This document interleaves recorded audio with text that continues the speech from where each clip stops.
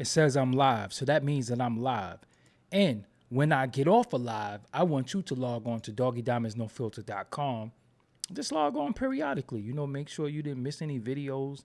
Make sure you listening to the audios. Put your name in the email list. Shop. Buy some merch. doggiediamondsnofilter.com. That is the site. And I got to point doggiediamondstv.com to doggiediamondsnofilter.com. I will be on that tonight. See, I'll be having a lot of work to do, but I'll get on that.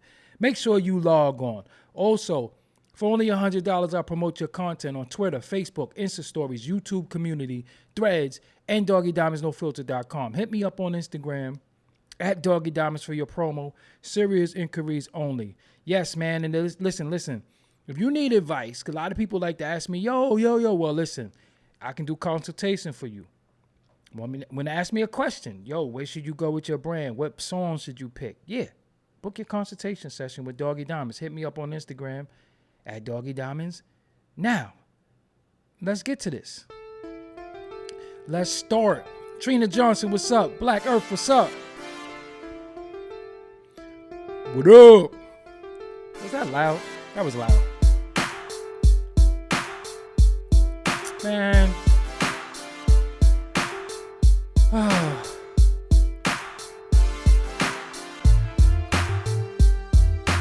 Let me see something.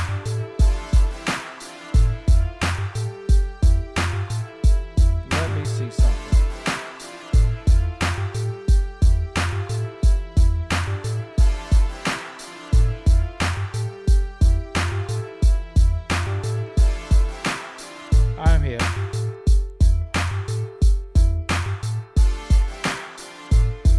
All right. Stop the music. What's up, everybody? I go by the name of Doggie Diamonds. This is Doggie Diamonds TV. This is Doggie Diamonds No Filter Podcast. Shout out to everybody in the building. Shout out to everybody who will be coming into the building. Whoever's live right now, and you leave their live and you come over here because you're gonna check the livest one. The one of the founders, the fathers of going live. That's what I'm is. So I'm over here, and the Irv Gotti situation just really got a lot of stuff in the uproar. So I was looking at the Irv Gotti thing. Let me just start by saying to y'all, I like Irv Gotti, man. His interviews are very, very funny to me. His interviews are candid, and I like his interviews. I don't know, y'all don't like his interview? Y'all don't like Irv? I see somebody say Irv is a clown. Y'all don't like Irv, man? I think Irv interviews is hilarious. I think they're very candid, and I like his interviews. You know what I'm saying? If I interview Irv, I think it'll be very, very it'll be exciting, informative, but I will ask him a different line of question. And so it seems like, unfortunately, Irv and Dame Dash is on the collision course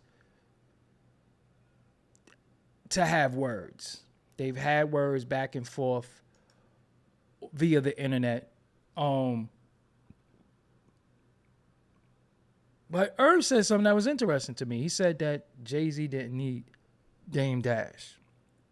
And I don't know how y'all feel about that. I feel like this is what I think. He did need Dame Dash. I mean, Dame Dash was a partner. So for you to say somebody doesn't need a partner, we all need a partner. At one point, do we need a partner long term? Maybe not. But Dame Dash was a partner. And that partnership is what created Rockefeller, what brought a lot of the success and a lot of the people, right? So when you say he didn't need him, in what capacity didn't he need him? I mean, he didn't need him, yes, for the studio. He didn't need him to create the music, but he needed him. He needed him because if you're the artist, who's going to handle the paperwork? Who's going to handle the day-to-day activity? I don't take Jay-Z as a person that's going to the office every day. Not me, you know what I'm saying? But Dame seems like a person that will go to the office every day and take care of business in the office every day. That's the type of person that Dame struck me as. And I think that the conglomerate that they had, the trilogy that they had, Jay-Z, Dame Biggs, that was pretty big. That really that meant something. You know what I'm saying? That really, really meant something. And it was successful. So when you say he didn't need him, you might be saying he didn't need him because you don't like him now, you know, or y'all don't like each other, whatever. But he needed him. You know what I'm saying? I think the only problem is that after a while, he didn't need him once he was able to get to certain people. Because you got to remember, they was trying to break up Rockefeller for a long time. They was trying to take Rockefeller and give it to Jay-Z without Dame Dash for a very long time till eventually it worked. So the thing that's deep about that is that when you say he didn't need him, that's kind of not fair to Dame, because Dame put a lot of work over in that Rockefeller. You know what I'm saying? Because it wasn't just Jay-Z. It wasn't just Jay-Z. It was Jay-Z, Kanye, Beans, Bleak, State Property. Then when Dipset came, and then Dame started, you know, signing a bunch of people. But I don't think that that's fair to Dame. You know what I'm saying? I really don't think that that's fair to Dame for him to have said Jay-Z didn't need him. You know, I don't think that that's fair. I think Jay-Z did need Dame Dash. But when we dissect the interview and he's talking about riding through the hood and eat chicken and Rolls Royces and stuff, you know, I think Nas could have pulled it off. I think if Baltimore seen Nas pull up, they would have loved it. You know what I'm saying? Sometimes you love when some of your heroes and sheroes pull up in the hood. You know what I'm saying? When you see them, you love it. I think they would have loved it. I think they would have accepted it. I think they would have accepted seeing Nas. I don't think they would have tried to hurt Nas or do nothing to Nas. I think Baltimore would have loved it to see him pop out. You know what I'm saying? They would have loved that. But Irv and his delusion, the grandeur of being, you know, whatever he's on, he wanted to do things, in my opinion, for the wrong reasons. He wanted to do things, you know, sometimes some black men have the propensity to want to be so street, right? Now, me being out there and partaking in some of the stuff that I partook in, I never really wanted it outside of being in it. So if I'm doing music or we're touring, whatever, I don't want to be street, but I ain't gonna front. When I went on tour, every city I went to, I did want to see the hood. I was fascinated, like, yo, where the hood at? You know, I want to see the hood. I want to see how my people is living. But I was a nobody, though. You know what I'm saying? I'm just pulling up. So I wanted to go see where, if I'm in DC, I want to see where the hood in DC, because when people said to me, yo, the hood is right from the White House. I'm like, the White House got a hood right there? It's the White House, and then they're like, yeah, the hood is right by the White House. That fascinated me. You know what I'm saying? That fascinated me. So I wanted to see it. You know what I'm saying? When we go to DC, we go and see the White House, and we don't even know the hood is by the White House. So me being a Brooklyn kid, when they tell me, yo, the hood is right there, I'm like, the hood ain't by the White House. They like, nah, yes it is. The hood is right by the White House. So you like, oh wow, I want to see. You know what I'm saying? So, and then there was places where we would go and they would say that's the projects. And I'm like, that's the projects? Those buildings are small, because in New York, you know, we got tall buildings for projects, 18 stories and, you know, big, tall buildings, that's projects. So I was always fascinated by stuff like that, just going different places, seeing different hoods. But Nas could have pulled that off. But I don't think Irv could have went without Nas. Maybe Ja Rule could have pulled it off too. I think if Nas, Ashanti, and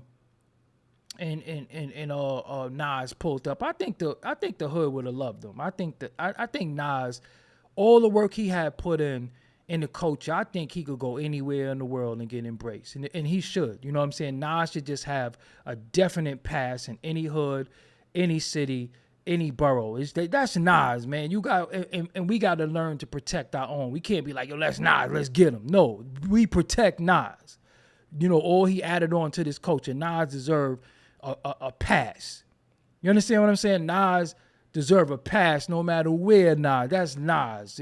we protecting Nas out here. You know what I'm saying? And I think he would have got that. But I think Irv, you know, at that particular time, you know, you had 50 breathing down his neck, and he just wanted to just show, nah, we street, we street, we street. You know what I'm saying? And I think he was just trying to overcompensate with that situation. What else did he say in there? The situation with him and Fat Joe is interesting because if you watch my Chris Gotti interview, Ashanti did How We Roll. And when Ashanti did How We Roll for Pun, that's what made Irv Gotti take us serious as a singer. So I could see why Fat Joe has something invested in that, you know, but I think when somebody is your man and you think somebody is your man, I think a lot of times dudes are running to the internet opposed to picking up the phone and calling them. Because I mean, to a certain extent, you know, shit, we men, we get these egos. We think we bigger than what's going on. And we'll see, you know, somebody do something. And then what happened is with Fat Joe becoming a personality now, it's content. And that's one of the dangers of the content game. When you have a friendship with somebody or brotherhood with somebody or camaraderie with somebody, we can't always make them content. You can't always talk about them in a way that you should be able to call them and say, yo, you know, this, that, and the third, but I got to do my content. So when a lot of these artists left the artist seat and became content creators or podcasters or talkers, it became dangerous because sometimes you have to talk about your friends. And your friends be like, yo, that's my friend. How could you go in there and say something about me? You get what I'm saying? But when he leaves the seat of artist and he's a content dude talking, he gonna say something. Now, what I didn't understand about Fat Joe was him, didn't he call them dusty crackhead bitches though? When at the verses with Ja Rule, didn't he call them crackhead bitches? Or he was just talking about, no, Ashanti wasn't there. Was Ashanti there? I don't remember, damn. And I remember everything, but that verses was kind of forgetful. Was Ashanti there at the Ja Rule verses? I don't think she was. I know Charlie Baltimore was there and Vita was there. Yes. But he called them crackhead bitches, right? So, I mean, when do we respect women? If they crackhead bitches, we just pick and choose who we respect. You know what I'm saying? It's a little different. So, you know, Irv Gotti said something also in the interview when he asked him, did you DJ? Ashanti was. Thank you, Kendall Parks. And thank you, Jamal Walters. Vita and Little Mo. Yeah, it was Vita and Little Mo. You right, G Brown. So, Irv Gotti said something. Yeah, he was. That's why I figured. I don't think he was talking about Ashanti, but Irv Gotti said something that was deep because I feel like people feel like Irv is ruining his legacy. But when you did something in this culture, how can you ruin? Well, can you ruin your legacy? I want to know. Leave a comment in the chat and leave a comment on the actual video for the people that's not in the chat. Can you ruin your legacy? Can you mess up your legacy? Can you ruin your legacy? Do we discard what you did after you did? Because think about this. I think people will feel like R. Kelly ruined his legacy, right?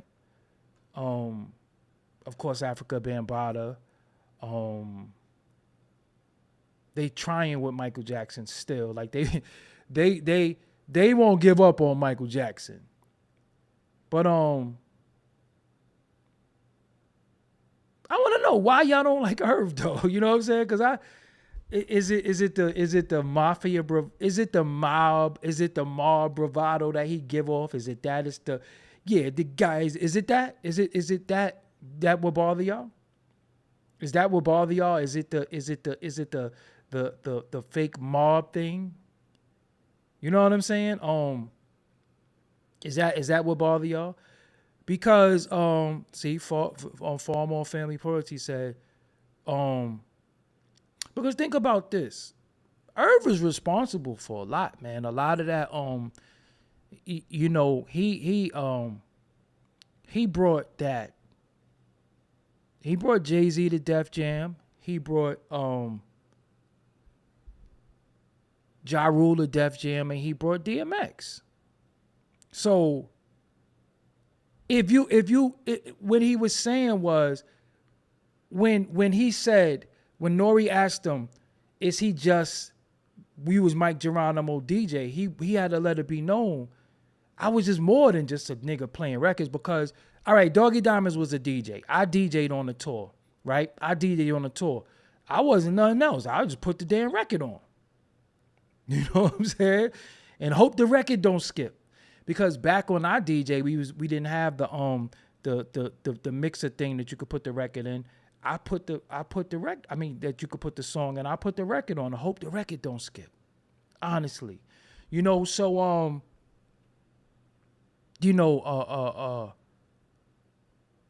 I feel like Irv also gave it up to Tupac. So if you love, I don't know. I think he said some good things. Even though I don't agree with anything, a lot of things he said some good things in that interview. And Irv did a lot in the culture. You know what I'm saying? So I don't think he should get penalized for that.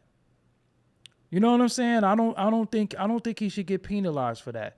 He gave it up to Tupac, and put respect on Tupac's name, especially in this era where it seems like everybody is trying to pull away from Pac's legacy, right? He put respect on Tupac's name, and I thought that respect was respectable, because he even put respect on Tupac's name over DMX.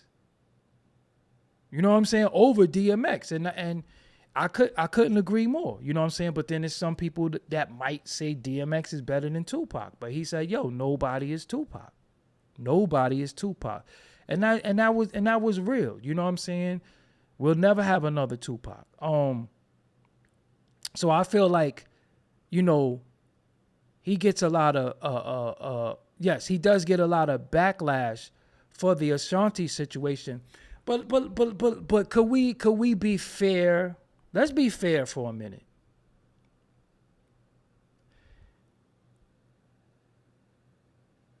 How come Ashanti don't get no backlash for the Irv situation?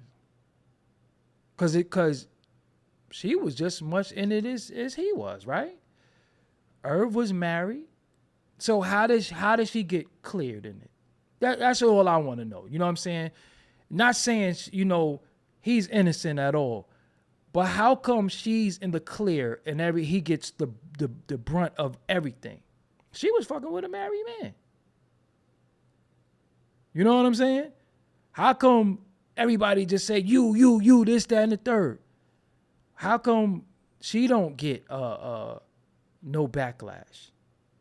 She don't get no backlash. She was fucking with a married man. You know what I'm saying?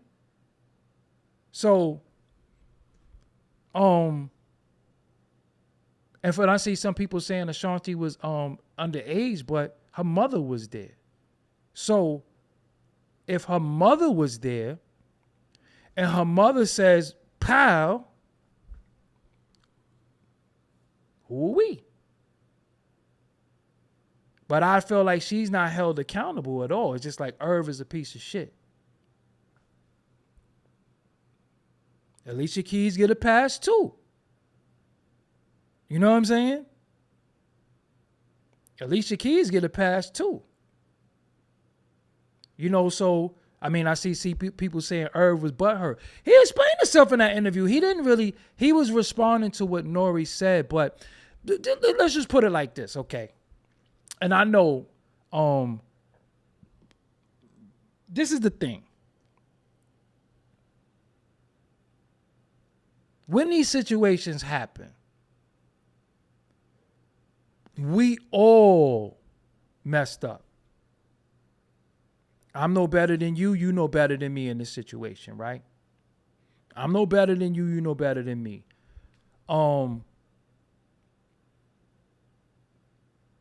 He's gonna get it because Ashanti's a beautiful woman, and I'm gonna be honest with y'all.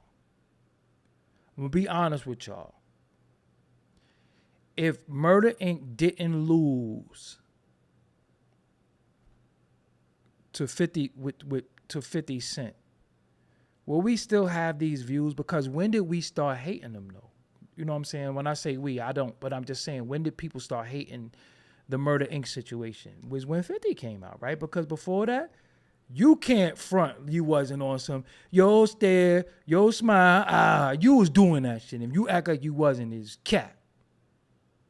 Cause that versus Ja Rule show, he got some smokers. He got some hit records. You know what I'm saying? He got some hit records.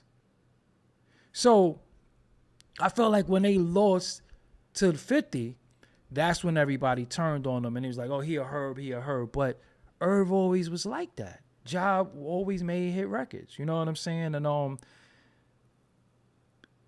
I like Irv interviews. I think I would go in a different direction with what I would ask him, because I think on the executive side is more of Irv Gotti that we can learn than the messy shit. Because interview tip, and I'm gonna go on the record and say this, a lot of interviews I've been seeing, they suck, man. I'm not even disrespecting nobody, but a lot of interviews I be seeing, they suck.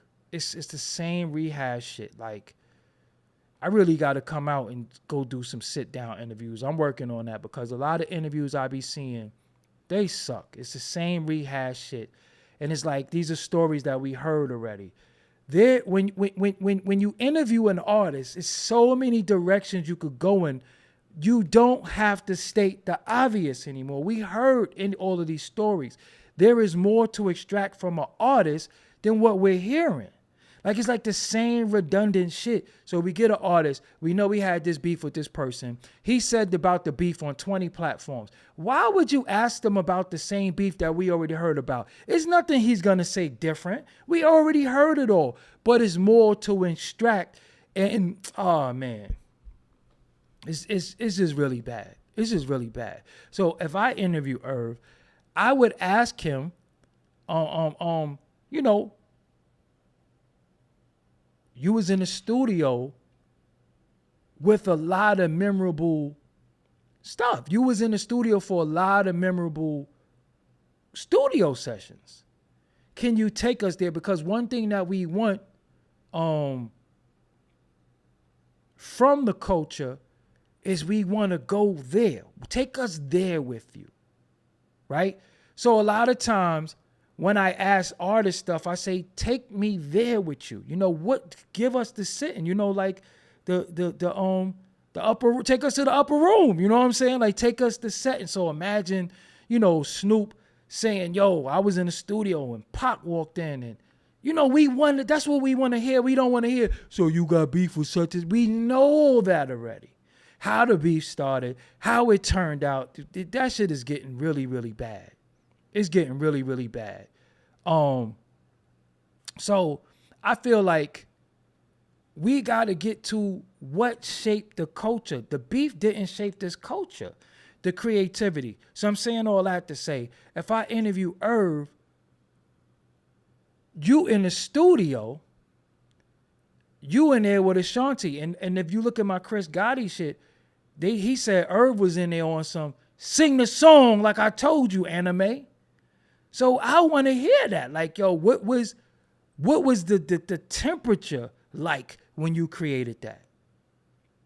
Because the beef, the issues, that's not hip hop. And I feel like we got away from hip hop when we start talking about everything else. That's why the music sucks, because we don't talk about the fucking music. So get back to talking about the music. You know what I'm saying? Like, shit, if you could be a fly on the wall at any of these sessions, you would. Any of us would. You know, like when I used to be in the studio, I used to be in awe. Like, yo, you heard that shit he just kicked? Imagine being in the studio and now I say, yo, all right, I'm ready. And then he go, fake thug, no love. You get the slug, CB4, gusto. You like, ooh, you in the control room like, yo, he bodied it. You know what I'm saying? But we don't get to hear that no more. We being robbed of the culture talking about war stories. You understand what I'm saying? And Irv is actual producer.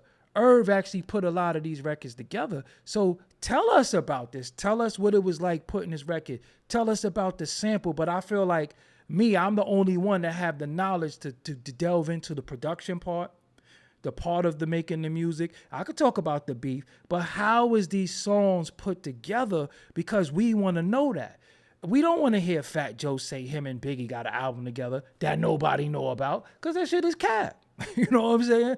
Nobody seems to know about this. Shout out to everybody coming in the chat room. You know what I'm saying? Nobody seems to know about that. So if you don't extract these stories, we going to get a bunch of made up shit. We don't want no made up shit. You know what I'm saying? We don't want no made up shit. We want the truth, and we want stuff that can be verified. Straight like that. You know, I would love to be a fly on the wall and just hear this dude just say, yo, man, yo, it's all love. The love got a bit thin line. The pun got a big 9. I was like, yo, you know what I'm saying? Because I've been in sessions. One of my favorite sessions I was in when Ox from Belly, Louis Rankin did Typewriter. I was there. And I was like, yo, am I witnessing history right now? And I was there when It's All Right, the R&B song, When I'm Sexing You, When I'm Next to You. I was there for that shit. And I'm like, if I'm here am I witnessing history? You understand what I'm saying? That was damn, what big session I was there for? It wasn't Give Me the Loot. It was one of them songs. I can't remember. But yeah. But I like Irv. I think, but Jay-Z passed everybody, right? So what's happening is that I feel like it's a lot of people pandering to him. I feel like it's a lot of people that have this anger with him. And, on this side, it's a lot of unresolved issues with Jay-Z, right? That at this point, because when he say, make another Hove, that's just, make another Hove. That shut all that shit down. But we can't take away from Dame greatness. And I'm gonna be real with you. I'm gonna go on the record. I think this stage in the culture, I think Dame and Irv, both of them, is owed more than to be bombarded with. I think Dame is owed more and done more in the culture to be bombarded with Jay-Z questions. I promise you, I could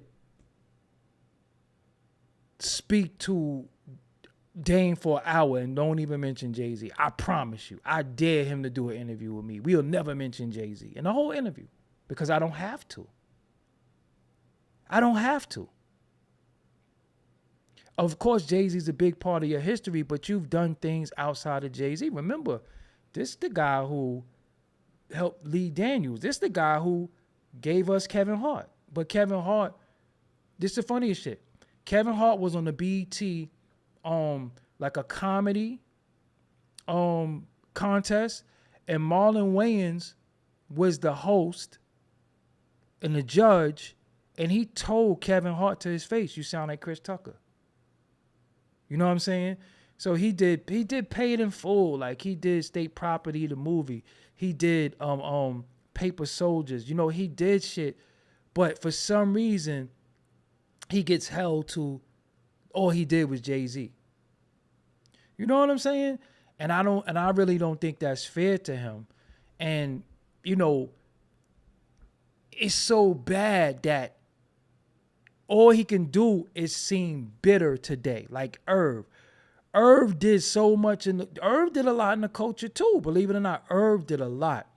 But what happens is Irv just gets put in the category of you lost to 50 and you mad at Ashanti. That's all he get credit for. And we got to remember, he did Mike Geronimo. He did the Time to Build record that had a guy named Ja Rule on it, a guy named Jay-Z on it, and a guy named DMX on it. So Irv put all of them together a long time ago before it was a Murder Inc. He put all of them on it. You understand what I'm saying? And that's the things that I feel like he should be talking about. You know, so I feel like they both legends. They both did a lot in our culture, man. They both did a lot in our culture. And they should be. Elliot Wilson wants to start a petition that no more no more Irv Gotti interviews. I don't know what that's about. You know what I'm saying? But he wants to start a petition of no more Irv Gotti interviews. And I don't know what that's about. But yeah, Irv did a lot, man. Irv. Irv saved Def Jam. Not only that, he saved Fat Joe. Fat Joe didn't have them big ass records. You know what I'm saying? He What's Love? That's, you know how on fire Ashanti and Ja Rule was when he did that What's Love record? That was Irv. You know what I'm saying? That shit was big. That was a big ass record for Fat Joe, that What's Love shit. I didn't like it, but it was big. You know what I'm saying? So, and then think about history. At that time, we wasn't rocking with Ja Rule because 50 was that he was that bulldozer coming through, right? At the verses,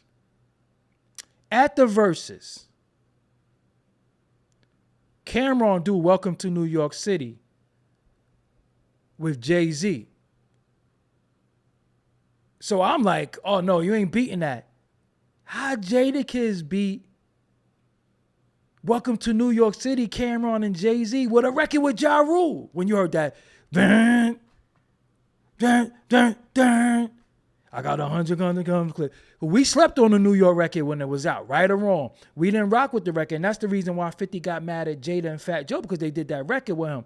But looking back at the verses, we had to say, that shit sound fire. That shit sound fire. But we slept on it when it came out.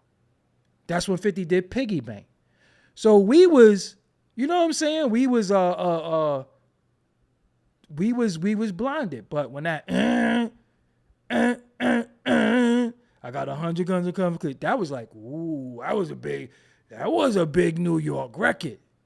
That was a big, but I do like Welcome to New York City better. But what I'm saying, the record was crazy, but we didn't rock with it because of our affinity for 50 at the time. You know what I'm saying? But nah, that shit was big, man. That shit was big. You know what I'm saying? Just that, nah, niggas was sleeping on the New York record. Niggas ain't fuck with the New York record because niggas was 50's G Unit out. And they had smoke. 50 had smokers. I ain't going front. G Unit. Boom. We go. You know what I'm saying? But no, nobody was really fucking with Murder Inc. after that. You know what I'm saying? And that's what Clickety Clank, Clickety Clank. That's what made Piggy Bank song come out, which was a horrible diss record too. Piggy Bank was trash. Nobody's gonna admit that, but I'll admit that shit publicly. Piggy Bank was trash. Only thing he said was dope. He said the nigga looked like the Ninja Turtles and he had the cartoon video. That was dope. But other than that, Clickety Clank wasn't. That shit wasn't no dope record. You know what I'm saying? Now, another thing that took place in the interview. Prodigy book. Now, the thing about Prodigy book was so deep because I was immersed in that. Prodigy book set the industry on fire. And everybody that he wrote about, I interviewed them. I interviewed Cadillac Ty, I interviewed Capone, I interviewed Mike DeLorean. I interviewed everybody that he talked about in that book in a derogatory way. So what was deep about that, I had a lot of love for Prodigy, but it seems like I didn't have no love for P, but I did. But people asked me to do an interview. And at that time, people feel away. As they do now, but it's a little bit open. But back then, you got to remember, I had to go on the street to do the interview. I had to go to Parv City to interview Caddy and Merce. You know what I'm saying? Shout out to them. I had to go to Queensbridge to interview Capone. And as I'm interviewing Capone, Mike DeLorean, shout out to Mike D, walking down the block. So this is spur of the moment. I didn't know Mike DeLorean was going to walk down the block. You know what I'm saying? So when I revisit that was a time, right? So Nori was asking Irv, did he believe Prodigy book? Because I'm telling you, I don't know how long many of you been watching what's going on in the culture. If you go that far back, or if you remember when I was outside where they're doing the interviews, that shit was deep. That shit was deep. That when that shit happened, when that book was written, that shit set this shit on fire, man. That shit set this shit on fire. Everybody's calling me, yo, pull up. So I'm like, oh shit, I gotta go to Queensbridge. Oh shit, you know what I'm saying? And I'm a Brooklyn nigga in the middle of Queens shit. You know what I'm saying? Ferg Brim. I don't even know if y'all shout. I think Ferg Brim might be locked up, but shout out to Ferg Brim. You know, free Ferg Brim. You know what I'm saying? It was a lot of shit that happened because remember, Mobb Deep had broke up around the time that book came out. Y'all don't even really pay attention to that. They broke up. You know what I'm saying? And it was just a bad time. And he asked Irv, do he believe Prodigy book? Because Prodigy put a lot of shit in his book that a lot of people was saying was lies. But Irv said he believed some of that shit. Chris Gotti also told me personally he believed certain shit. You understand what I'm saying? So that shit was just that shit was a shitstorm. You know what I'm saying? That shit was a shitstorm. I think the audio book might be online. Oh, I interviewed Illa G. Like it was I don't know what product. Well, I think he was locked up when he started it. But when he wrote that book, he ain't leave no stone unturned. He kicked everybody in the ass that he felt like kicking in the ass. And it was a lot with the book because a lot of people felt like they had to defend the book. It put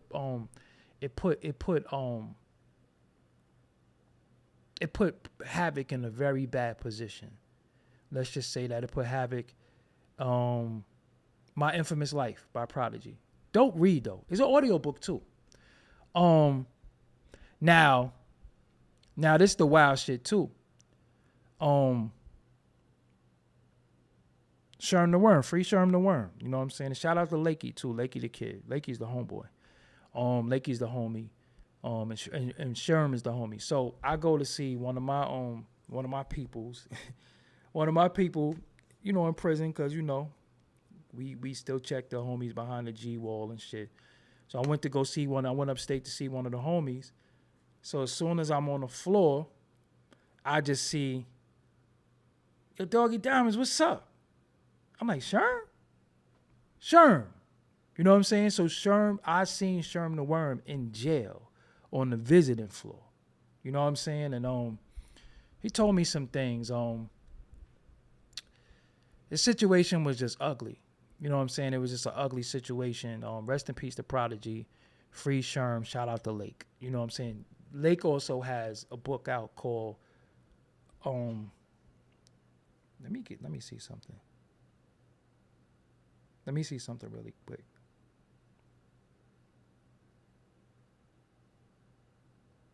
Hold on 1 second. If I could.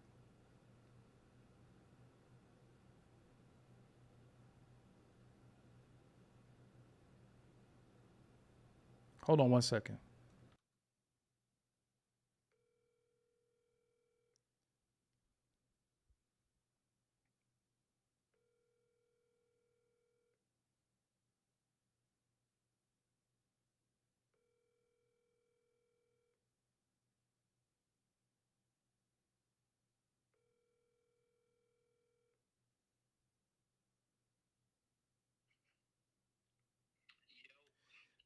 Lake, is the book out yet?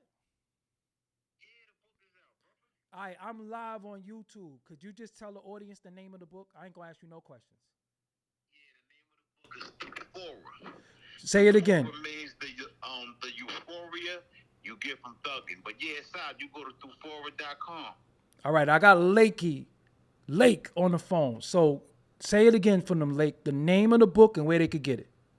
Yeah, the name of the book is Euphoria. And the meaning of Euphoria is the euphoria you get from thugging. And you can get it from euphoria.com. All right. Text me the spelling so I can put that in there. I'll do it right now, brother. All right. I'll be with you later. Peace. All right, cool. All right, peace. All right. Stormy Lake. You just make calls. You know what I'm saying? I'm tapped in with everybody. You know what I'm saying? But yeah, the book. Oh, I gotta get my copy too. Yo. Stay tuned for that Lake interview coming soon. That's all I'm gonna say. I'm tapped in on some different shit. You know what I'm saying? But the Fora. Let me see. He's gonna text it to me right now. As soon as he texts it to me, I'm gonna put it out there. From what I'm seeing, my bro, the Big Fruit, the real Big Fruit. A lot of people got the book. Mano got the book. You know what I'm saying? And yeah. So like I was saying, Irv believed the book. And that was deep to me when he said that in the interview. He believed some of the shit. So, man, listen. Hold on, give it to me right now. This book is crazy though. The Fora, okay. Okay, I'm looking right now. Got you. Okay.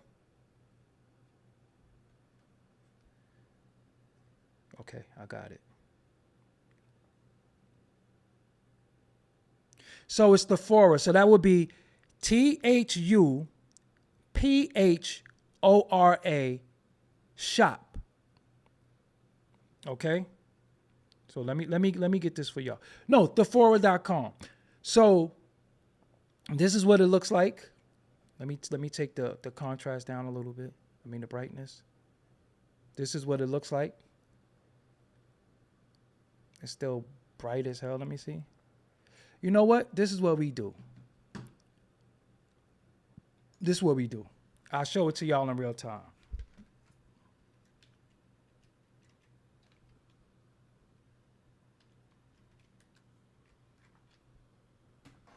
Here we go.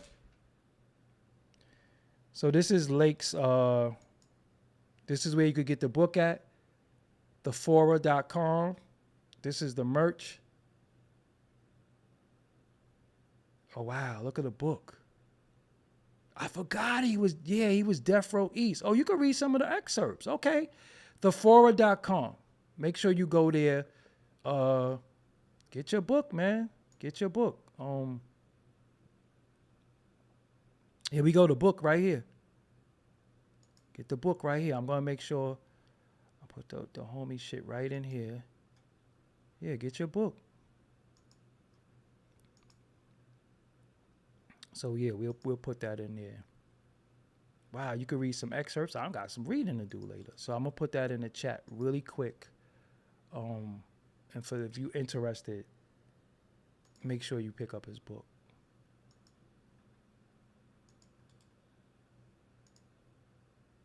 There we go. So that's where you get the book right there.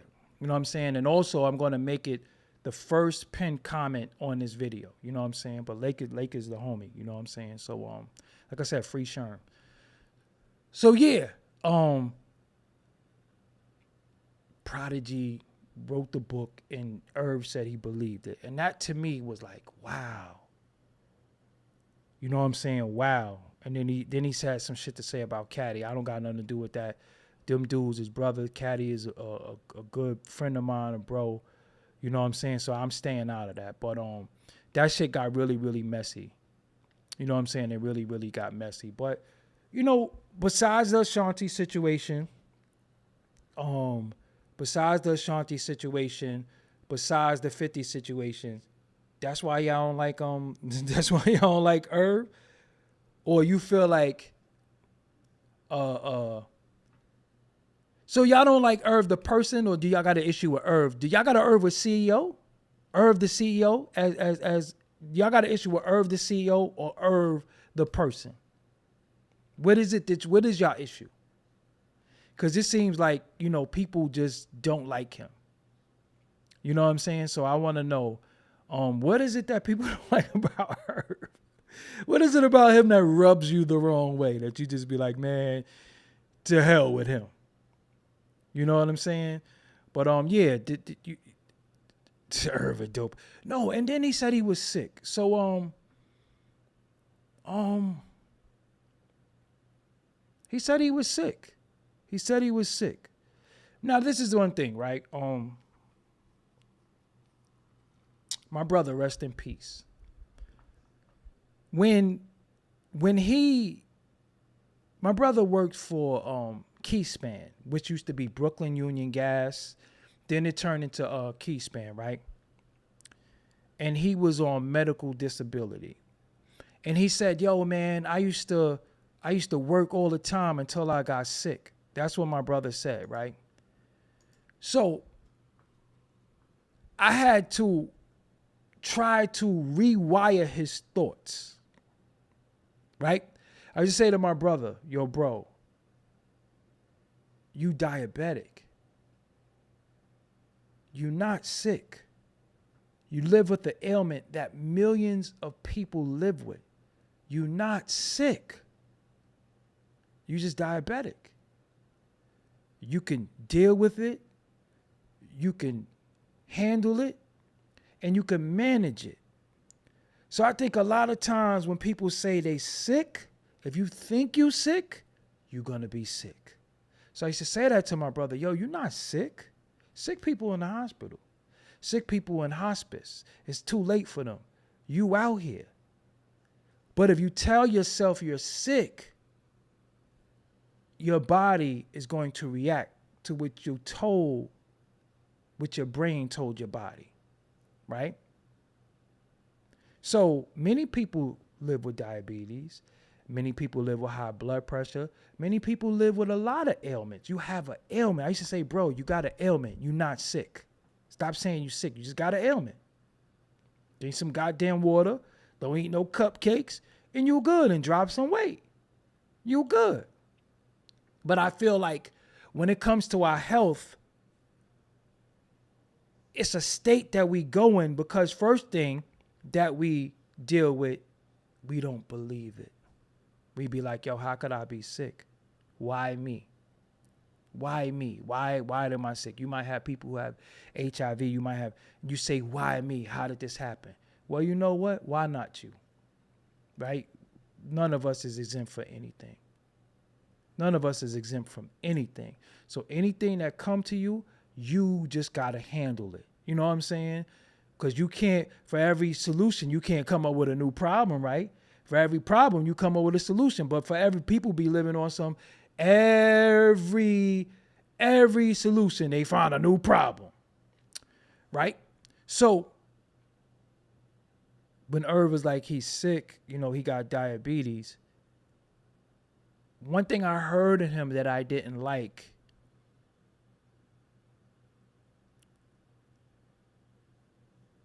I heard a little bit of defeat. I heard a little bit of defeat. That troubled me a little bit.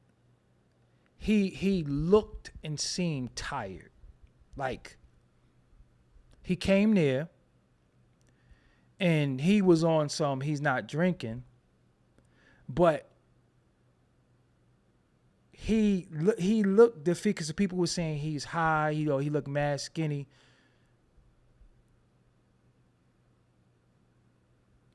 To me, that looked like a defeated person. Honestly, that looked like a defeated person. So sometimes when a person feels defeated, they overcompensate with ego.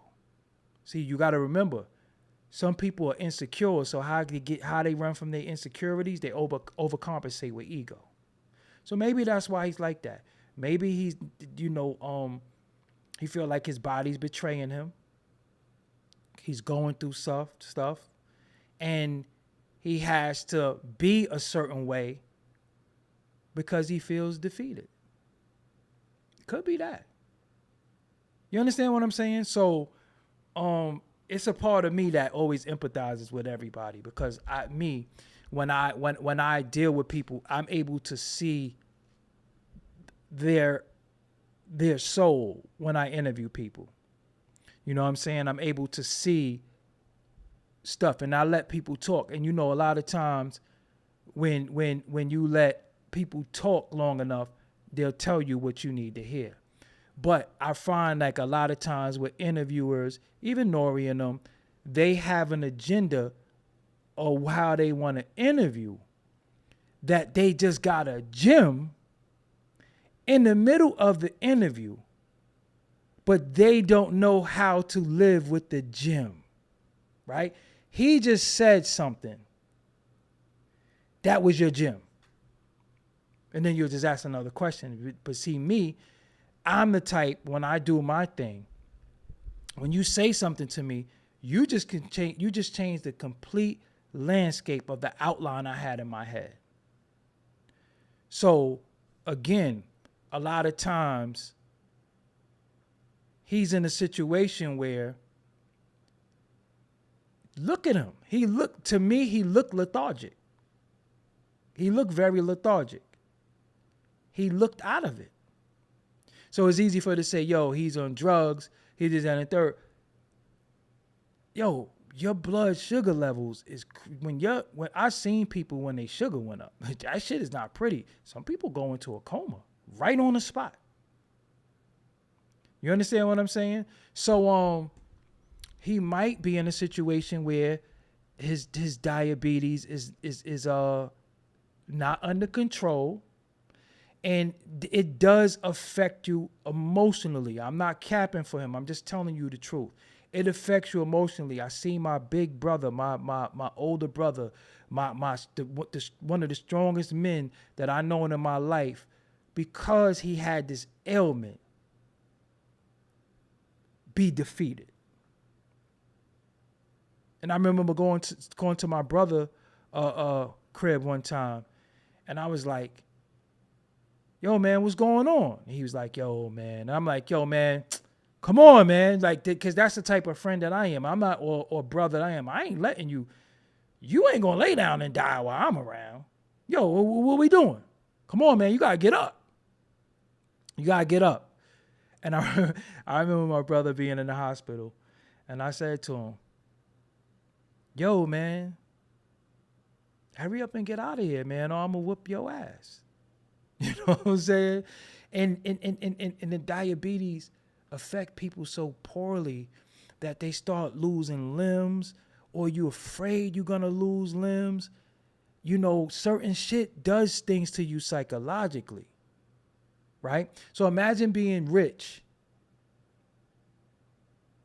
and you think you're going to lose an arm. DJ, I'm going to tell you something. I never tell nobody, but I'm going to tell you, go suck that nigga dick. Don't ever in your fucking life tell me to repair a relationship with somebody that I don't got a relationship with. I'm not that forgiving friend.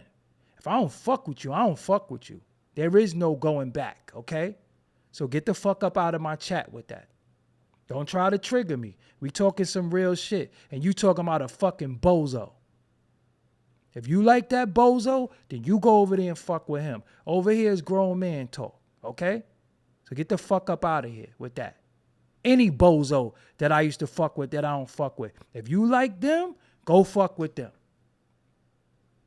Now that's that. Now, as I was saying, I watched my brother say, yo, I got sick. And I used to have to talk to him, yo, bro, you're not sick.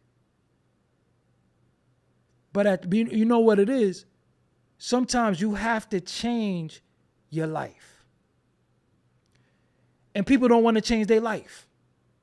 You know, you can't go get a $5 fill up. You can't drink the Pepsi.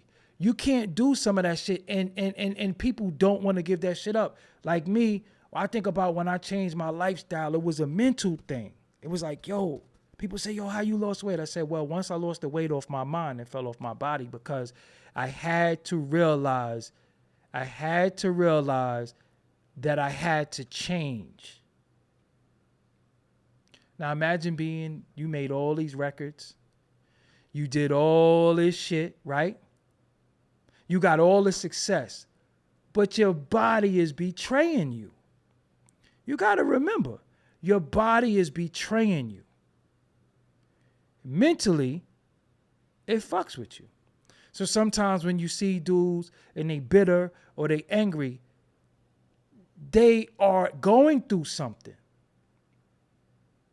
So when he said, yo, man, I got diabetes, I had it for a while. Just look at how he sounded when he said that. That was defeat. You understand what I'm saying? That was coming from a place of defeat. So right there, when I saw him, and when he said that, I was like, nah. I know. Now I understand. Because you got to understand, Amaya, that shit depressing, man. Like when you sick, yo, the loneliest places you could ever be in life. Let me tell you the 3 times you're the most loneliest. When you in jail, when you in the hospital, and when you got to move. Nobody's ever there to help you move your shit. It's just you, the movers. You can have 20,000 people in your crib. Be like, yeah, I'm packing to move. All right, so hit me when you get to your new spot. You know what I'm saying? Then,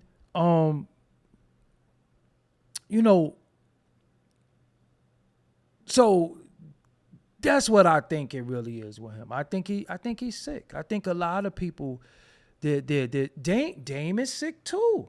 Dame is sick too, according to him. You understand what I'm saying? Dame has the same ailment. So sometimes when you see them and they're angry, when you see them, yo, they feel these men are millionaires. They seen a lot of paper. They had a lot of friends come and go, and they might feel like their body is betraying them. You know, man, I respectfully, I couldn't imagine having to get up every day and take a shot. I got to stick myself with a fucking needle? So when you see them and they're angry and they bitter, they going through some shit.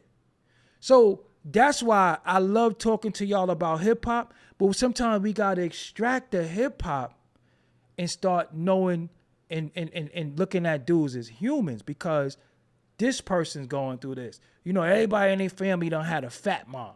You know what I'm saying? The fat mom, you know, her sugar bad and all that. You understand what I'm saying? So a lot of times they dealing with a lot of shit, and they might seem angry, but yo, man, imagine having to get up and stick yourself with a needle every day. or you do this and you get dizzy. You in the hospital, you sugar. You understand what I'm saying? That shit, and that's something that plagues our community. You know what I'm saying?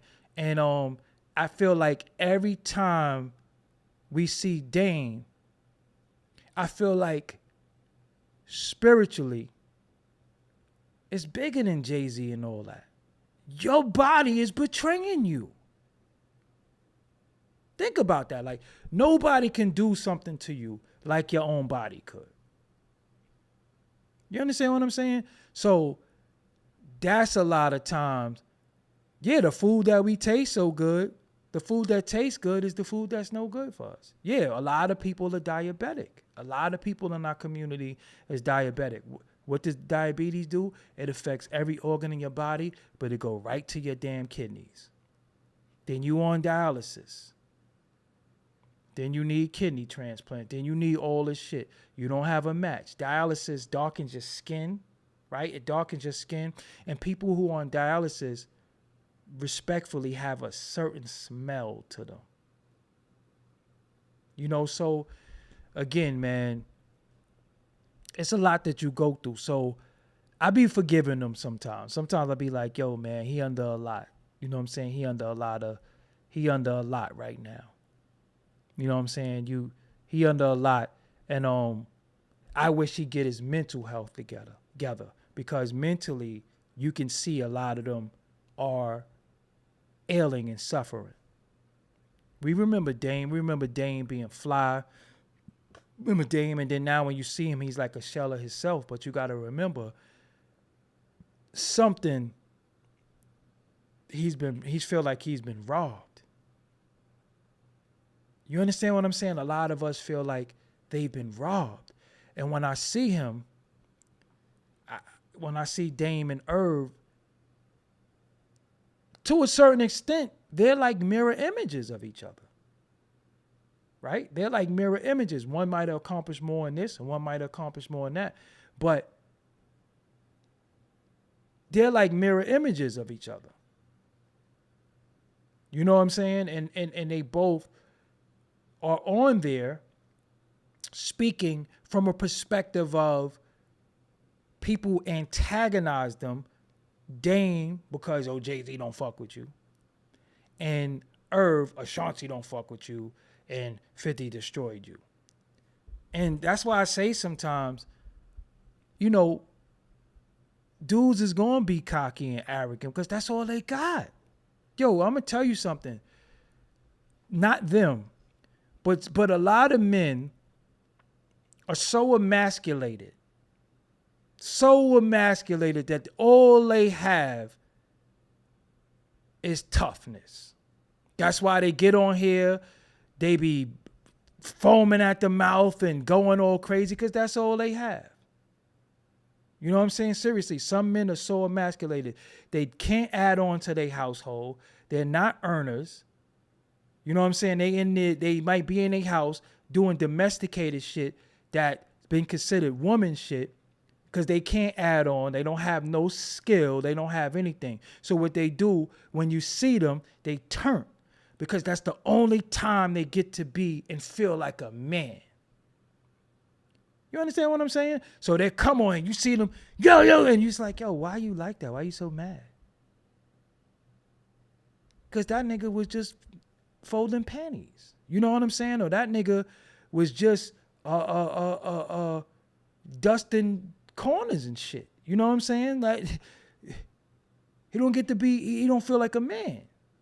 So they come online and they get crazy. And that's what a lot of men be going through. You know what I'm saying? That's what a lot of men be going through. They know they not earners. They know they not adding on.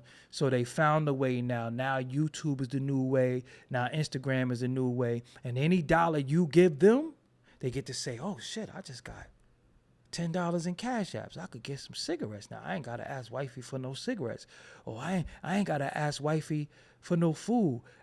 You know what I'm saying? They feel empowered. That's what a lot of dudes is doing. I mean, picture what some dudes was doing before YouTube. They wasn't no earners. They wasn't getting no fucking money. You can see in they dress, you can see how they carried themselves. They wasn't getting no money. You know what I'm saying? They wasn't getting no money. But now you see they get a couple of dollars, and what's the first thing a nigga do? He poke his chest out. He feel like a man again. So imagine you, and I'm saying this now, let's put Irv in this situation. Imagine you have one of the biggest record labels. You A&R Jay-Z. You A&R Ja Rule. Ja Rule was a ringer. You A&R DMX. You A&R Ashanti. You A&R all these people. You in Def Jam. Then the feds come. They kick you out the building. Everybody turn their back on you. You realize who your friends are. Motherfuckers ain't coming to court. Nobody care. Nobody picking up the phone no more. You kicked out the whip, right? Then now, first thing you want to say is, yo, I just got $100 million. I sold everything. I got $100 million and $200 million a line of credit. You feel like you back again because you've been robbed of everything. And to a certain extent, you feel like you've been robbed of your manhood because everybody call you a bitch because a woman left you. You know what I'm saying? And women gonna leave niggas. You know what I'm saying? I ain't the first. I ain't gonna be the last. But imagine, you do a post. You do a post of something you working on. And somebody say Ashanti left you. You know what I'm saying? So the people could fuck with you. The people, and sometimes, yeah, you do have some characteristics and some traits that you need to work on, as we all do. But imagine being trolled every day. Ashanti left you. Ashanti left you. And you're like, come on, nobody give a fuck. It drives you to disrespect. It drives you to disrespect. And as a man or as a woman, there's only but so much of your tongue you can hold when you're being trolled, right? So just think about it. Every time you post something, you could post one of your kids' graduation. There's people in the comments, Ashanti left you, you bozo. It's like, what the fuck Ashanti got to do with my son graduating? So then you want to say, yo, fuck Ashanti. But then when you say that, all hell gonna break loose. So you almost got to take the ass whooping. And it could be a bit much. Yeah, they said Irv was punching the air. You know what I'm saying? Every time Dame do something, make another hole. You know what I'm saying? No matter what he do successful, he got to hear, make another hole. Make another hole. Look, when he got rushed by the feds, hold on, let me get you the fuck up out of here. Yeah, they already got him. When he got rushed by the feds, remember Ashanti was like, she can't be down no more. Imagine the betrayal that you feel. You understand what I'm saying? So now let me give you one respectfully, and I'm gonna put some respect on her. Now look, we see this beautiful woman, that's Ashanti, right? We seen and see this beautiful woman, that's Ashanti, right? But remember who he saw from the beginning. He saw the mustache and he saw the sideburns. So we seen what he was a part of. He seen what he was a part of investing in and cleaning up. But he won't get no credit for that. You understand what I'm saying? He just get discredited behind the relationship that failed. But we see this beautiful woman. He is a part of that. He is the one who fucking did that. But he don't get no credit for that. Niggas will give it to Nelly. You understand what I'm saying? Look how she looked. I would have walked right past her back then. And I'm gonna be respectful as much as I can. She ain't that great of a singer neither. She could write her ass off, but that singing, God made Ashanti, not Irv. Okay.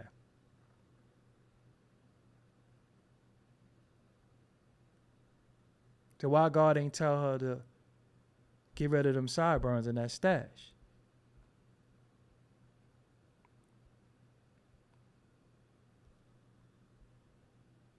So now let me. So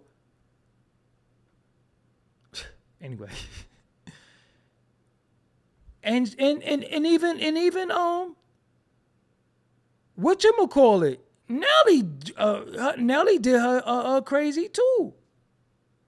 So as much as Nelly get all this credit, they broke up too.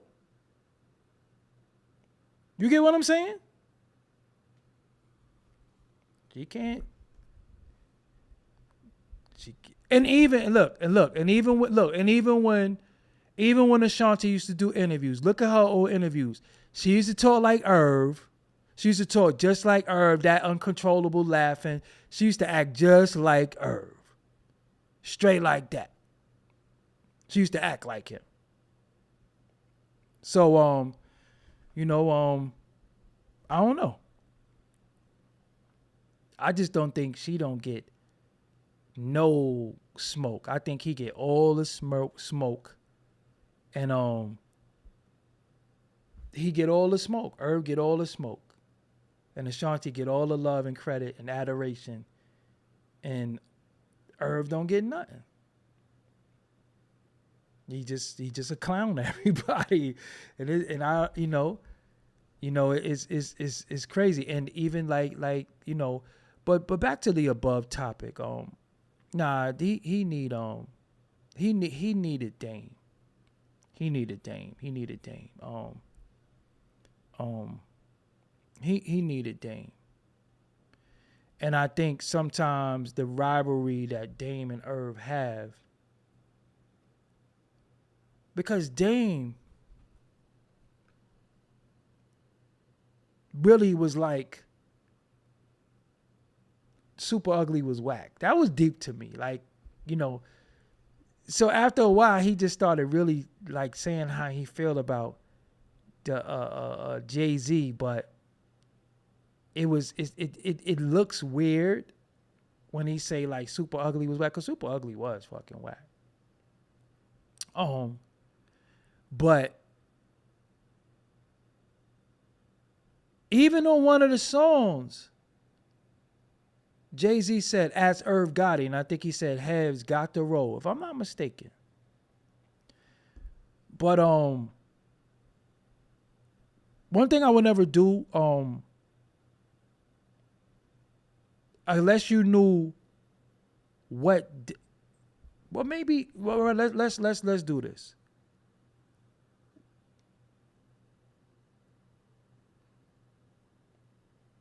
Do you think Irv would have been privy to the information of what Dame really did for Jay-Z? Do you think he would be privy to that information?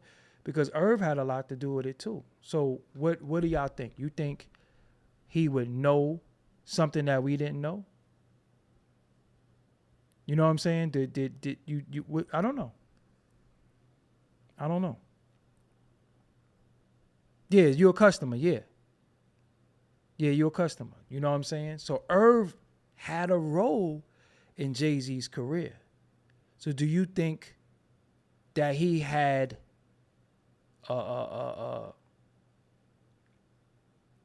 was he privy to certain information? Because when he say he didn't need Jay-Z, Jay-Z picked the beats and wrote the raps. I mean, that's cool, but I mean, shit, a lot of dudes out right now are picking their own beats and writing their raps. So what happens when they leave the studio? What happens to the marketing, the promotion? And I feel like Jay-Z tried to really, really distance himself when he was like the CEO, where he said that marketing plan was me. And no, I ain't get shot up in that. What more can I say, right? I felt like he was distancing himself from Dame, like y'all giving him credit for me, but it was really me. I did my marketing and I did my promo. You know what I'm saying? Interesting. I wonder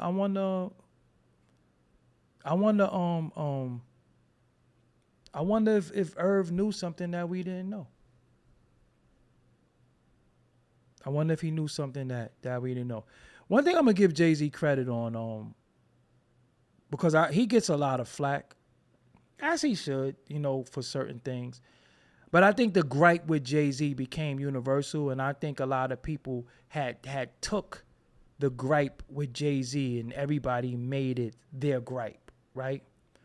In business, people separate. You know what I'm saying? People separate. And I think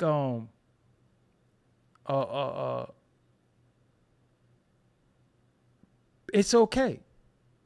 And even when I'm seeing in the thing, people saying Dame Dash made Jay-Z. I mean, Dame Dash made Kanye. How do you feel like? So when you say Dame Dash made Kanye, do you mean that he believed in Kanye? Because that's not making somebody. Kanye pushed them damn machines. So do you saying, why y'all saying Dame made Kanye? Because you feel like he believed in Kanye? Because that's not making him. You know what I'm saying? That's not making Kanye. Kanye, we can see by his documentary, he was determined. And I understood what Kanye went through, because when I was making the transition from being a producer and a DJ, and I was saying, yo, I want to do media, I remember people saying to me, yo, man, yo, yo, you don't want to be a DJ? Yo, you don't want to such and such? And I was like, nah, I'm doing this. And people don't always see the vision. So imagine you, Jay-Z, you Beanie Siegel, you're Bleak, you these rappers, and Kanye coming in rapping. They didn't, but listen, nobody believed in me either when I was making the transition to media. Nobody knew that I was going to do this. I knew what I was going to do, but how do you understand it if you're used to seeing me on the machines and I say, yo, I'm gonna pick up a camera and direct videos? So you like, you going what? You understand what I'm saying? So, he was going to, remember, he was trying to go to Ruckus Records. Remember? Ruckus Records passed on him. You know what I'm saying? Jay-Z ain't sound like no goddamn Big L. Could y'all stop with the Big L shit? Respectfully. I'm gonna be real with the Big L was incredible. But some of y'all wasn't even around when Big L was out. Honestly, he became a phenomenon because, honestly, y'all love when people get killed. Y'all respect people who die.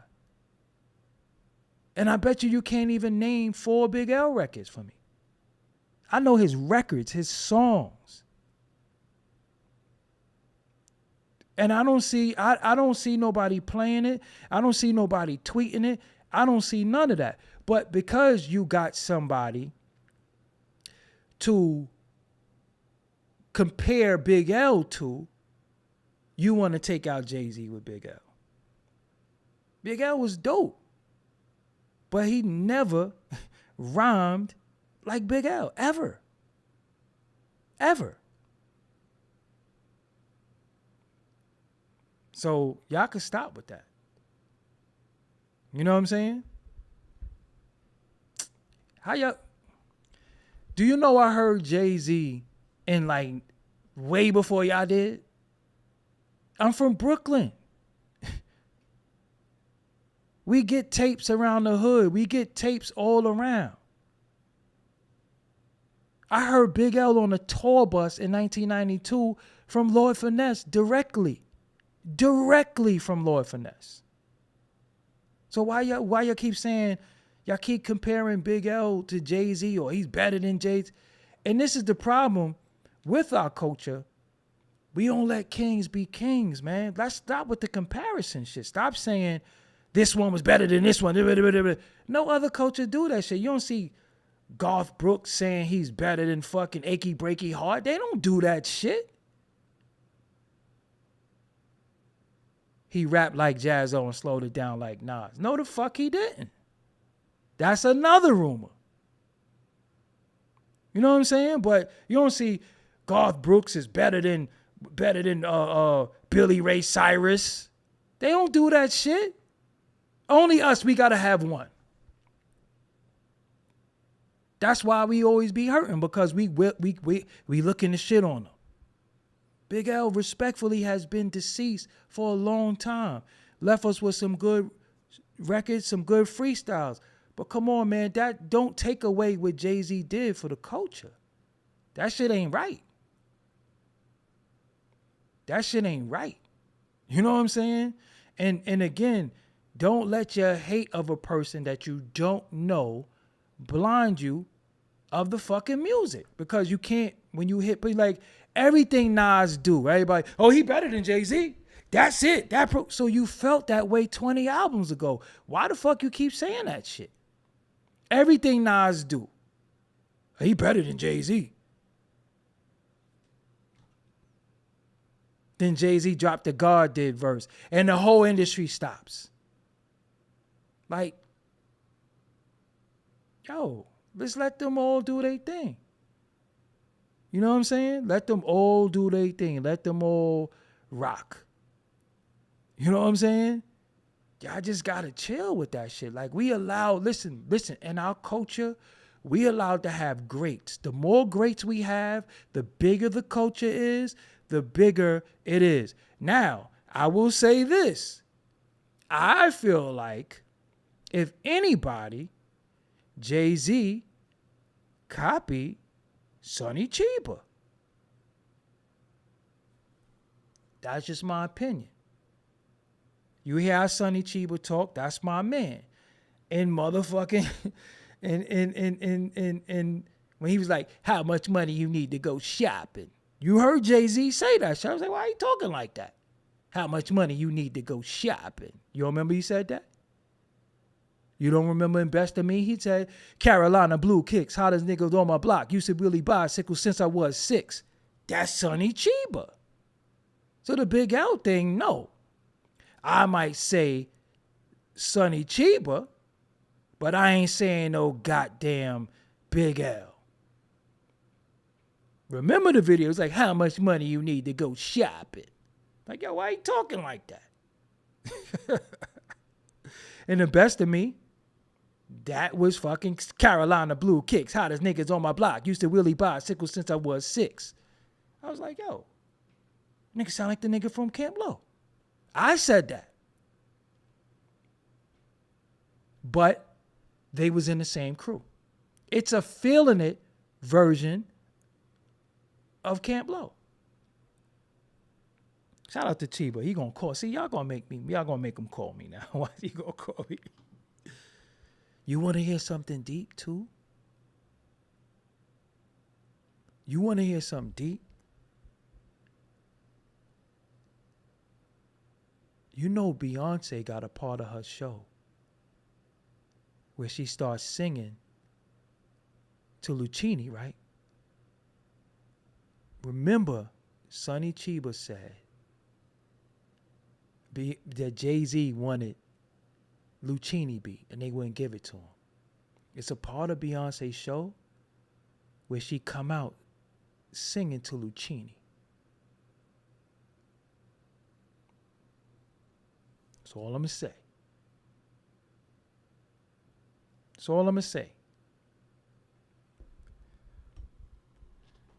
Yeah. She sang to Lucchini. Facts.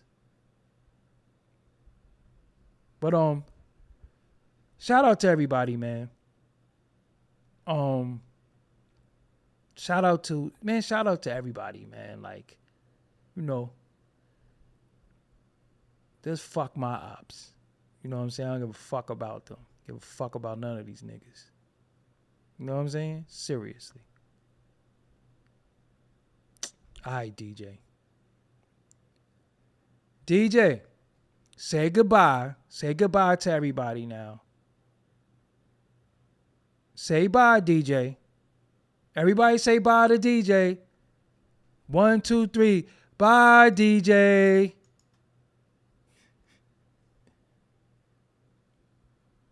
These niggas is psychopaths on it. Cause y'all get them likes up too. You know these niggas be crazy, right? Some of these people be off and have access to the internet. You know that's not a good combo, right? You know what I'm saying? Just really think about that. That's not a good combo. This nigga said Beyonce was gonna bring Africa Bambaataa on her tour. Now you gotta go. See? Now you gotta go. Now you gotta go. You done slid down a razor blade into a pool of alcohol. Like, come on, man. See, they be so busy used to watching this bozo, you know, all these antics and shit. And, you know, they so used to watching that they keep forgetting when they see somebody who's intelligent, calm, and got, you know, knowledge. They don't know how to do that shit. Cause I'm gonna be real, all these niggas wear shades because of me. Remember, I used to get dissed for wearing shades all the time. Now look at all these niggas. Remember, I used to get dissed. Oh, he always wearing shades. Why you wearing shades in the daytime? Now look at all of them. I'm an innovator. Everybody used to be, yo, you always wearing shades. You always wear. Now look at all of them.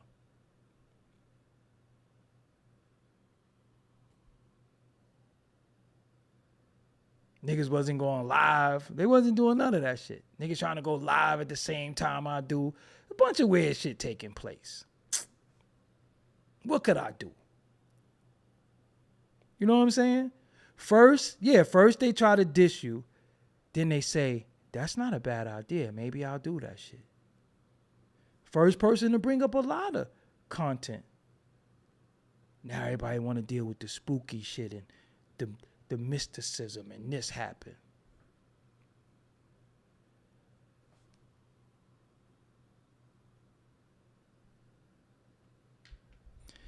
Anyway. Yeah, they was trying to front. You know what I'm saying? But I be peeping them. Yo, I just saw a YouTube where nigga stole my whole thumbnail. He covered my logo. He took my artwork and just used it for his shit and covered my artwork. I'm like, yo, this shit getting crazy. Oh, what time is it? 11 o'clock. I missed my little niece call. I think they was fighting over Minecraft. My niece. Yeah, I told her to call me tomorrow. But oh yeah, if y'all can, remember, pick up Lake book. I gotta get my copy. Shout out to Gene Deal as well. I gotta get my copy of his book. I got some books to read. So with that, man, yo, I bid y'all good night. Yeah, nigga took my thumbnail and just covered my logo. I'm like, God damn. What the hell? What did I find? I found some more content in here too. Hold on one second.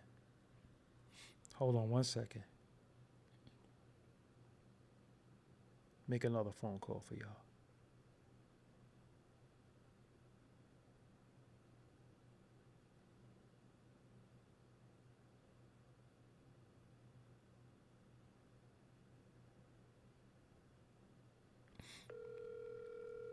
Hold on one second.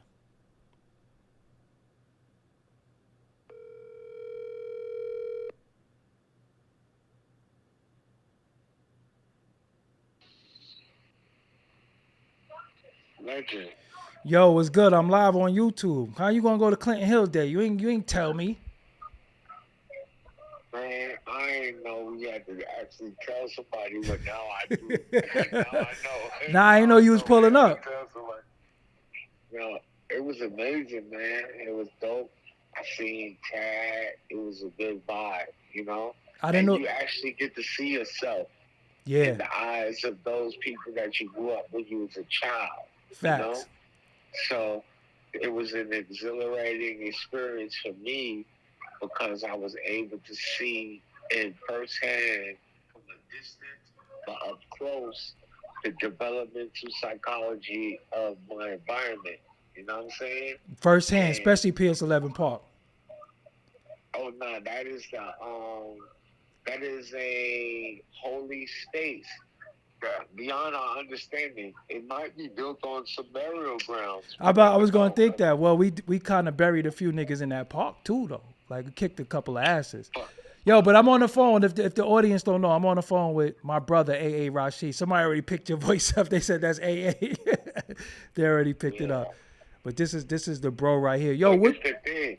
Yeah, Uh-huh. but the thing is that before the subway system, they built the subway on top of burial grounds. Mm. So when you go all the way down, there's a reason why there's like back in the day when we was kids, it Mm-hmm. was 7 churches on Gates Avenue between Nostrand and Marcy. Uh-huh. You remember that? And then there's a housing project right there across the street on that same block, right? Mm-hmm. Mm-hmm. So that was back in the day when men started, if you had a brownstone, you buried your own folks in the backyard. Facts. Yeah. So a lot of these people are buying brownstones for these exorbitant amounts of money. And I have already experienced and seen this, that people have been moving. They've been like, yo, some people energy is just not for the setting. You know what Yeah. I'm saying? Yeah. But so I'm into spirit. Spirit is the biggest thing. You Mm-hmm. know, that's the biggest story behind our narrative. You know what I'm saying? Facts. Be in the wilderness of North America, for real. Facts. I'm glad you called me, man. Yeah, You what you legend. working on, bro? Well, I got a lecture coming up, but I'm writing a book. As you calling me right now, I'm composing a book called The Dark of the Covenant. Not the Ark of the Covenant, the Dark of the Covenant. Mm. You heard? Mm. Yeah. Because, everybody thinks that our salvation will be in the light of Christ. Mm. But the whole world disrespect us because they think that darkness or the color black is evil. But blackness is the color of proof. Blackness is the color that your intention and your magic is working. Mm. You heard? Mm-hmm. So the color of the entropic force, Mm-hmm. you know what I'm saying, Mm-hmm. is real. We will all check out. And everybody that's alive, your whole duty is to give a legacy for those who are living and make living people have a far easier way in this world, bro. Yeah. Because it's hard out here, King. Facts. For real, bro. Facts. For real. Facts. All right, so yeah, we gonna build shit. I'm gonna hit you up later on when I'm off this. Peace and love. Yep, love you, bro. Thank you. I love Yes. you too, King. All right, later. That's my brother, AA Rashid. Y'all, that's Ahmed, but y'all know him as AA Rashid. So since we was little kids, he always talk like that. Real deep when we was little. He was our first Sharif. Like, yo, Sharif. Nobody want to hear that shit, Sharif. But now, I want to hear that shit, Sharif. You know what I'm saying? So sometimes I just let him just talk. Sometimes I just let him kick it. You know what I'm saying? And if you don't know who he is, he's on a lot of the intros of the West Side Gun albums. You know what I'm saying? So that's my sandbox brother. You know what I'm saying? Sandbox brother. Yeah, and the dope thing about life and my life is that I'm not the smartest person I know. Sometimes I talk to people who's smarter than me.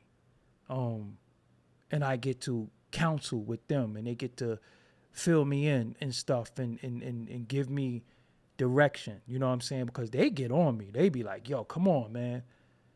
When I do nigga shit or when I, vibrate low, they be like, yo, look, come on, man, what are you doing? And then sometimes I have to, yeah, you right. You know what I'm saying? You right. You know what I'm saying? But that's what it is, man. So I'ma holler at y'all. The crock pot, absolutely nothing. You know what I'm saying? But black, yeah, I love when we talk about blackness. You know what I'm saying? I love it. All right. I gotta edit these interviews for y'all. I found a lot of stuff, man. I found a lot of interviews, and yeah, I ain't been doing right. I found a lot of interviews, and I gotta get them out. Let me see. I found this. What it is, people? Oh, that's the audio. Okay, let me see if I can find the video, because I found I found a lot of stuff. I was looking.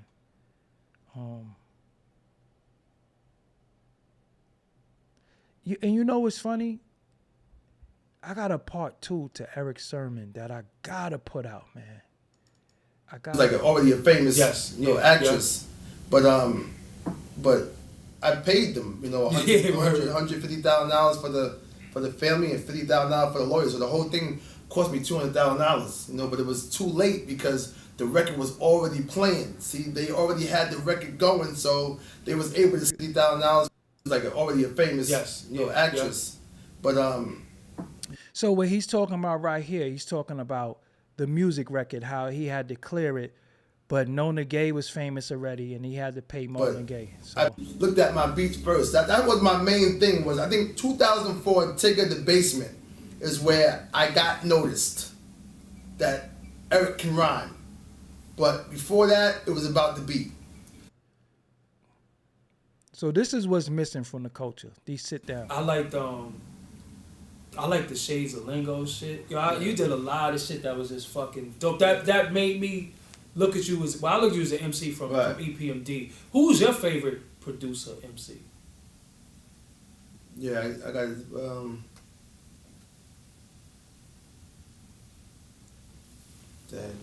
See, now look. I want to show y'all something. It take a certain type of skill to ask somebody something and they sit there and they can't answer. You stumped them. I'm dropping that. You know what? I'm going to work on that. That got to come out. That got to come out. You know what I'm saying? Because it take a certain type of skill to ask somebody a question. And what I said, I'm talking about the culture. I never asked a legend like Eric Sermon about beef or anything. Who is your favorite producer MC? And you're going to be interested to see what he said.